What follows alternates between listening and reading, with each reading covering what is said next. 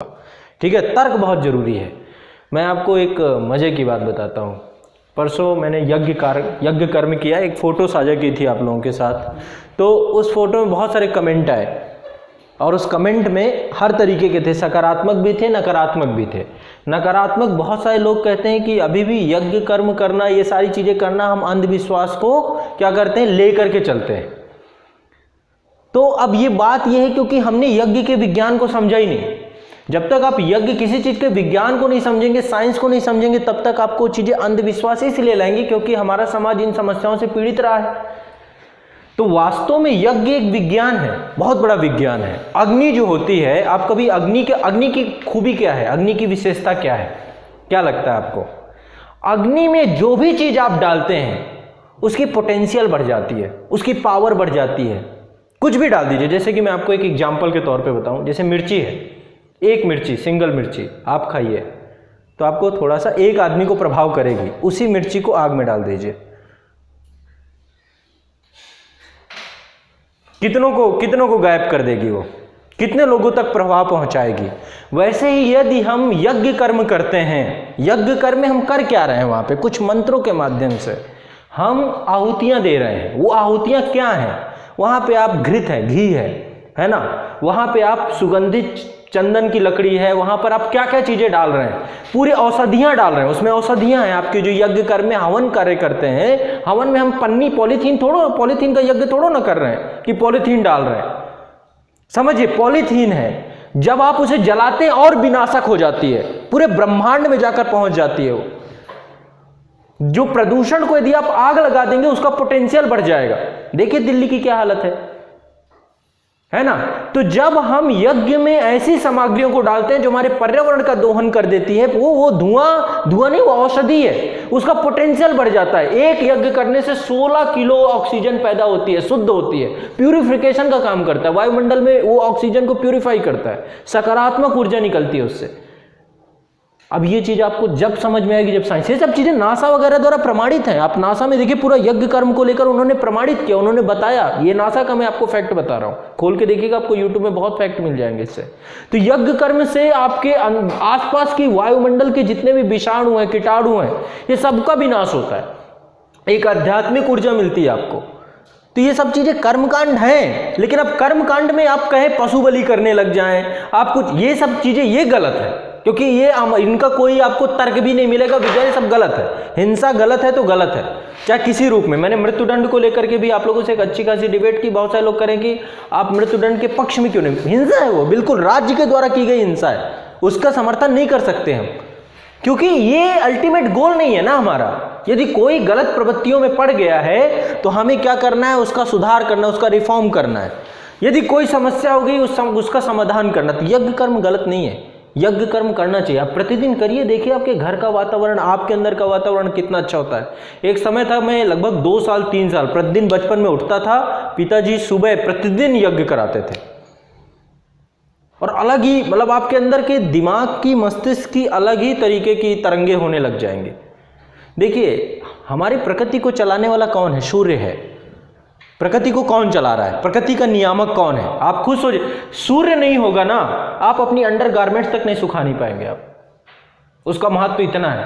अभी देख लीजिए, ठंड में आपके कपड़े नहीं सूख रहे होंगे, सूर्य का इतना महत्व है। तो सूर्य नियामक है। और यदि गायत्री के हम उपासक हैं, गायत्री की पूजा कर रहे हैं, तो किसकी पूजा कर रहे हैं? सूर्य की, उसको धन्यवाद कर रहे हैं। देखो, कई बार आप लोग एक चीज देखते हैं, ईश्वर को लेकर के हम हमेशा साधुवाद देते रहते हैं कि सब भगवान का दिया हुआ है। भगवान ने क्या दिया है? इस कमरे में अंधेला हो और यदि आप दीपक न जलाएं, ये मैं बल्ब न जलाऊं, तो क्या भगवान आके जला जाएंगे? भगवान ने कुछ नहीं दिया। भगवान ने सिर्फ एक चीज दिया सबको। क्या दिया है? समय। सबको उसने 24 घंटे का टाइम दिया। एलन मस्क को भी 24 घंटे का टाइम दिया, आपको भी 24 घंटे का टाइम दिया, डॉक्टर कलाम को भी 24 घंटे का टाइम दिया। दिन में किसी के लिए तो उसने यहां पे भेदभाव नहीं किया। अब उस समय को आप कितनी बड़ी पूंजी में तब्दील कर पाएंगे? एक भिखारी बना पड़ा है, एक राजा बना पड़ा है। समझ? इसी अवधि में बहुत सारे बच्चे IAS PCS की तैयारी कर रहे होंगे, अपने समय के यूटिलाइजेशन सेलेक्ट हो जाते हैं। बहुत सारे लोग पढ़े हुए हैं, अपने उनके खुद के एक्सक्यूज हैं। तो समय पूंजी भगवान ने, अब हम साधुवाद के तौर पर उसे बोल देते हैं कि आपने बहुत कुछ दिया, सब दिया हुआ आपका है। उसका दिया हुआ क्या है? समय, और कुछ नहीं। उसने सबको सिर्फ समय दिया। अर्जुन 5 भाई थे। अर्जुन ने अपनी विद्या को तीक्ष्ण बनाया, सब बना सकते थे, क्यों? वो ब्रह्मांड का सबसे बड़ा धनुर्धारी बना, क्योंकि उसने समय का सदुपयोग किया, उसको तब्दील कर दिया बड़े धनुर्विद्या पे। तो ये आपके ऊपर है ना, आप कौन से महारथी बनना चाहते हैं। आपको पता होगा आप अपने समय के साथ क्या खिलवाड़ करते हैं। तो कोई भी चीज गलत है, सही है, ये इतने पैमाने जो बना देते हैं हम लोग, ये पैमाने कहां से निकल के आते हैं? आप पहले समझिए, हर चीज का विज्ञान है, साइंस है, बिना साइंस के कुछ भी नहीं है। पूरा ब्रह्मांड साइंस से चल रहा है, विज्ञान से चल रहा है। अंधविश्वास का समय चला गया, ठीक है। तो यदि कोई भी कार्य करते हैं हम लोग, मैं नहीं कहता, देखो अभी आपका अपना ज्ञान हो सकता है, आपकी जितनी समझ है आप उतना ही सोचेंगे, उससे बाहर आप जाएंगे नहीं। हमारे ऋषियों मुनियों ने जो चीजें बनाई हैं वो गलत थोड़ो ना है। वैदिक काल में कुछ समय ऐसा रहा है, अब जैसे कि आप देखेंगे पुराणों में भी बहुत सारी कहानी, सत्यनारायण की कथा सुनते हैं आप लोग, उसमें क्या है, उसमें पूरा दिखाया गया, उसका एक पूरा फिलॉसफी है, उसका एक विज्ञान है, हर चीज का विज्ञान है। देवी देवताओं की पूजा करते हैं, इनका अपना एक साइंस है ना, हर चीज का साइंस है। जैसे मैं आपको एग्जांपल के तौर पे कुछ बताऊंगा, आप अपने नजरिए से देख सकते हैं, मैं अपने नजरिए से देख के आपको बताऊंगा। जैसे कि पुराणों में कई जगह पे हम लोग बोलते हैं कि उत्तर वैदिक काल जो था वो समाज बहुत ज्यादा रुग्ण हो गया था, लेकिन पुराणों में आप देखेंगे जितनी भी गरुड़ पुराण हो गया, जितनी भी कथाएं हुई हैं, इन कथाओं में आप देखेंगे जो कथा सुनाने वाला व्यक्ति है वो शूद्र है, समाज का निम्न तबके का है। और सुनने वाले लोग जितने भी हैं, या ऋषि मुनियों में भी बहुत सारे ऋषि मुनि ऐसे हैं, तो वहां पे वर्ण व्यवस्था का है ही नहीं, प्रभाव ही नहीं था। समाज का कोई भी तबका जो है आकर के कोई भी विद्या ग्रहण कर सकता था, ठीक है। आप भगवानों की इतने सारे बहुदेववादी हैं, बहुत सारे। अभी जैसे मान लीजिए मैं आपको महिला सशक्तिकरण पढ़ा रहा हूं, अभी यही चीज को इमेज फॉर्म पे आपको पढ़ाना चालू कर दूं, महिला सशक्तिकरण से जुड़ी हुई बहुत सारी इमेजेस बनी हुई हैं, गूगल में सर्च करिए आपको निकल आएंगी, ठीक है। जैसे मान लो मैं दहेज प्रथा के कारण महिलाओं को आग में जला दिया जाता है, मैं कोई एक ऐसी तस्वीर आपके सामने प्रस्तुत करूं जिसमें एक महिला हो, आपको तुरंत छप जाएगा कि दहेज प्रथा का अंतिम परिणाम ये मिल रहा है, ये निकल रहा है। इमेजेस फॉर्म पे हमको चीजें जल्दी याद होती हैं कोई भी। तो मूर्ति पूजा बनी या फिर जो कुछ भी बना, पहले गुप्त काल तक कुछ नहीं था, उसके बाद ये जो चीज आई ये सब किनके लिए था? देखो, हर आपके मस्तिष्क का एक स्तर है और आपके मस्तिष्क का विकास समय के साथ होगा, एक दिन में नहीं हो जाएगा। आप सोचिए कि आप तुरंत बहुत विवेकशील ब्रह्मांड के बहुत पुरोधा बन जाएंगे, नहीं बन पाएंगे। समय के साथ मस्तिष्क का विकास होता है।